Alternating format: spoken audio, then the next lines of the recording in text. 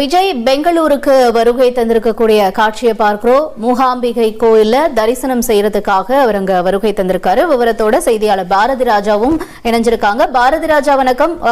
தமிழக முதலமைச்சருடைய வருகை தொடர்ந்து இப்ப அந்த கோயில் இருக்கக்கூடிய சூழல் என்னவா இருக்கு? மேலும் தகவல்களை சொல்லுங்க. கண்டிப்பாக தற்போது ஏற்கனவே மாவட்ட நிர்வாகம் அனைத்து ஏற்பாடுகளையும் செய்துவிட்டது. என்னன்னு கேட்டீங்கன்னா, விஜய் வருகையை தொடர்ந்து 2 மணியிலிருந்து 5 மணி வரை பொதுமக்கள் தரிசனத்திற்கு தடை வைப்பதாக அறிவித்திருந்தது, ரத்து செய்யப்பட்டிருந்தது.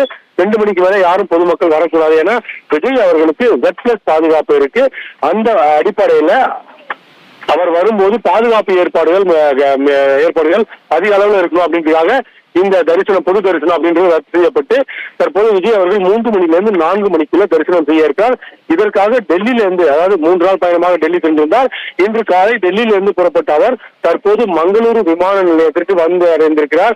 அங்கிருந்து சாலை மார்க்கமாக உடுப்பியில் உள்ள கொல்லூர் மூகாம்பிகை கோவிலுக்கு செல்கிறார். அவர்